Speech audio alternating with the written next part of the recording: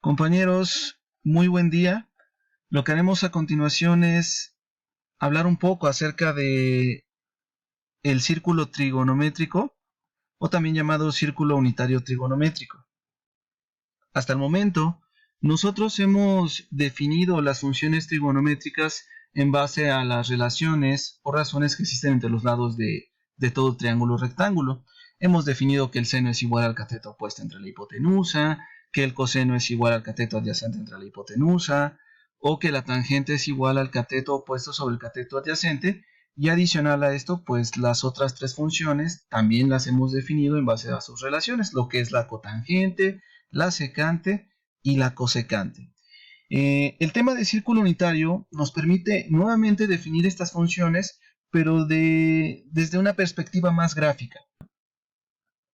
Para ello, primero vamos a definir un círculo, ¿de acuerdo? Un círculo en el cual vamos a establecer que tenga un radio de 1. Por lo tanto, los puntos en los cuales la circunferencia cruza con el eje X y cruza con el eje Y en el plano cartesiano serían el punto 1,0, en el punto 0,1, en el punto menos 1,0 y en el punto 0,-1. Observa que con la circunferencia y el plano cartesiano se están formando 4 cuadrantes, en el cual en el primer cuadrante será X positiva y Y también será positiva. En el cuadrante 2, X será negativa y Y será positiva. En el cuadrante 3, X y Y serán negativas. Y en el cuadrante 4, X será positiva y Y será negativa. Un círculo unitario es aquel círculo cuyo radio es igual a 1. Por lo tanto, esta imagen corresponde a un círculo unitario. Ahora lo que haremos es dibujar sobre el círculo unitario un ángulo. A este ángulo nosotros le llamaremos el ángulo θ, ¿de acuerdo? Este ángulo observa que en el círculo unitario ya lo hemos dibujado y está en posición normal. ¿Por qué está en posición normal? Porque su lado inicial coincide exactamente con el eje X, ¿de acuerdo, compañeros? Y su lado terminal, pues es el que puede estar observando en color rojo, ¿de acuerdo, compañeros? De tal manera que en este punto lo que vamos a hacer es enfocarnos sobre el punto de intersección entre el lado terminal del ángulo θ y la circunferencia, en otras palabras, sobre el punto A, ¿de acuerdo? La idea es que por medio del círculo unitario nosotros podamos extender nuestra definición de razones trigonométricas, saber más acerca de las razones. Para ello lo que vamos a hacer es tratar de formar un triángulo rectángulo con el ángulo θ que hemos dibujado. ¿Cómo se forma este triángulo rectángulo? Por medio del segmento AB. ¿Cómo se forma el segmento AB? Observa que su punto inicial, o sea, el punto A, es el punto de intersección. Y de ahí se traza una línea perpendicular hacia el lado inicial, o sea, hacia el lado donde comenzó el ángulo θ. De esta manera, observa que se ha formado un triángulo rectángulo cuyos lados serían el segmento 0B, el segmento AB y obviamente el radio representado como el segmento 0A. Si nosotros aplicamos lo que ya conocemos respecto a razones trigonométricas, podríamos establecer lo siguiente. El seno del ángulo θ es igual al cateto opuesto sobre la hipotenusa. O sea, el seno de θ sería igual a, aplicando la definición al círculo que acabamos de dibujar, sería cateto opuesto, o sea, segmento AB, sobre la hipotenusa, o sea, el segmento 0A, ¿de acuerdo? Pero adicional a esto, observa lo siguiente. El segmento 0A no es más que el radio del círculo unitario, o sea, R. También observa que el radio en el círculo unitario, como ya lo hemos definido anteriormente, es igual a 1.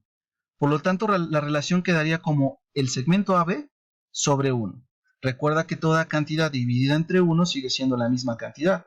Por lo tanto, nosotros obtenemos lo siguiente, que el seno de θ es igual simplemente al segmento AB. Por lo tanto, el seno de θ puede ser representado como un segmento, o sea, como el segmento AB. ¿De acuerdo? Ahora apliquemos lo mismo para la función coseno. De acuerdo a lo que hemos estudiado previamente, el coseno del ángulo es igual al cateto adyacente sobre la hipotenusa. Así que aplicando esto al círculo unitario que acabamos de dibujar, nos quedaría la relación de la siguiente manera. Cateto adyacente, que es el segmento 0B, sobre la hipotenusa, que es el segmento 0A. Observa también, de igual manera que pasó con el seno, que el segmento 0A es el radio R, ¿de acuerdo? Y también observa que el radio pues tiene que valer 1 de igual manera. Por lo tanto, el coseno de teta es simplemente el segmento 0B, o sea, la línea horizontal, ¿de acuerdo? Que en la gráfica aparece en un color vino, ¿de acuerdo? Ese es el segmento que representa la función coseno.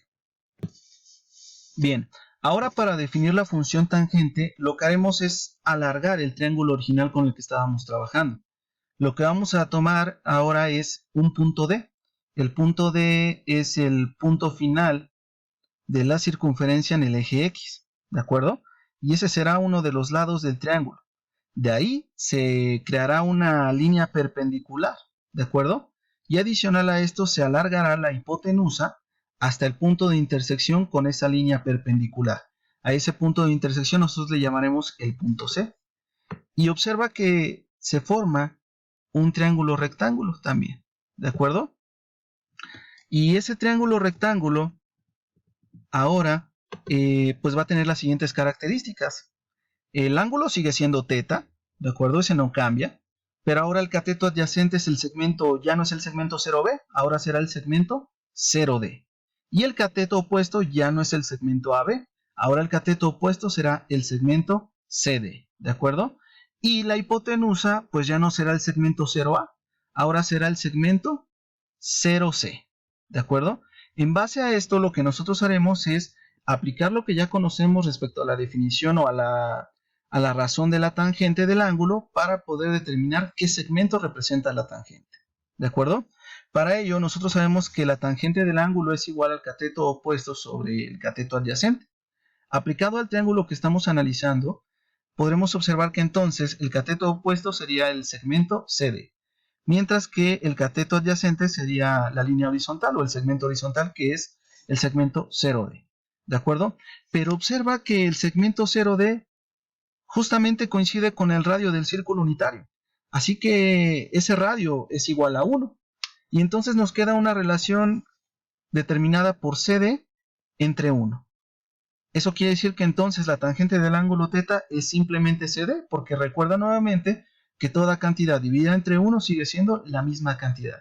¿Eso qué nos dice? Que entonces el segmento CD que en tu imagen, o nuestra imagen más bien, aparece en color morado, pues esa línea es la tangente, es el segmento que representa la función tangente. Y la verdad es que esto se relaciona plenamente con la definición de la tangente. Observa que esta línea toca solamente un punto de la circunferencia, como ya lo hemos hablado en el bloque 1.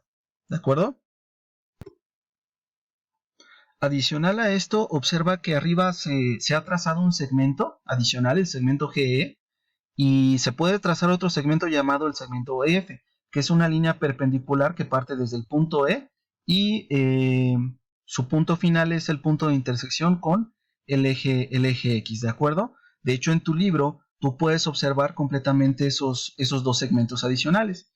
Sin embargo, pues esos segmentos sirven para definir las funciones trigonométricas secundarias, ¿de acuerdo? Así que pues no es el punto de análisis de este video. Por lo tanto, solamente nos limitaremos a definir el seno, el coseno y la tangente.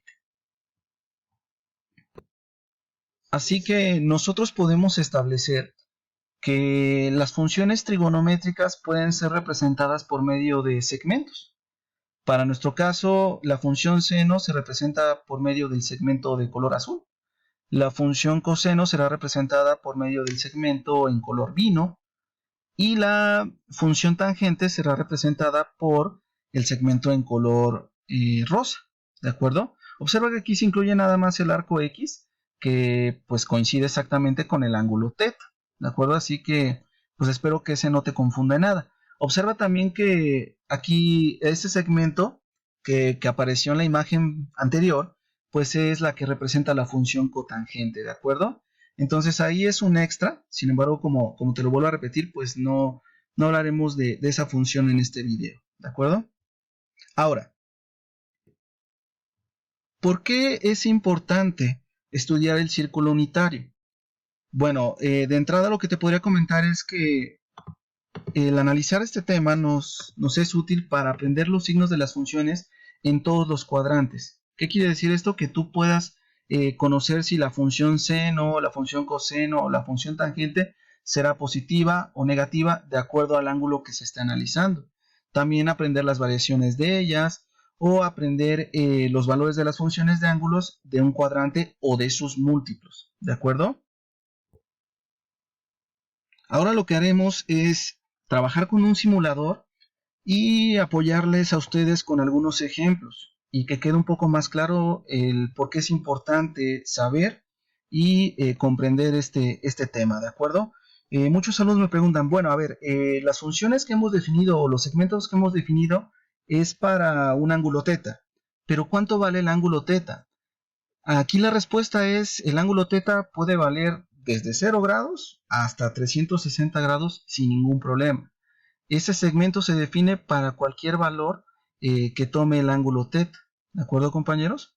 Así que lo que vamos a hacer primero es definir un ángulo. En este ejemplo, no sé, tomaremos primero 25 grados. Observa que ya se forma un triángulo rectángulo y pues en este punto tú ya puedes inferir que el segmento, para este caso definido como el segmento CD, es el que representa a la función seno. ¿De acuerdo, mis compañeros?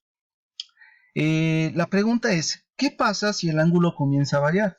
¿Qué pasa si yo comienzo a aumentar el ángulo? Observa que la línea del seno comienza a ser más grande, hasta que llega un punto en el cual en 90 grados la función seno alcanza un valor de 1. ¿De acuerdo? ¿Qué quiere decir esto? Que entonces en el primer cuadrante, partiendo desde 0 grados, la función seno comienza a crecer. Es una función creciente, es una función positiva, ¿de acuerdo? Porque observa que el segmento poco a poco va aumentando su valor, hasta que llega un punto que en 90 grados, que es el ángulo límite en el primer cuadrante, la función seno alcanza un valor de 1, ¿de acuerdo? Ahora, observemos qué es lo que pasa cuando variamos el ángulo y queremos calcular la función seno, pero ya en el cuadrante 2.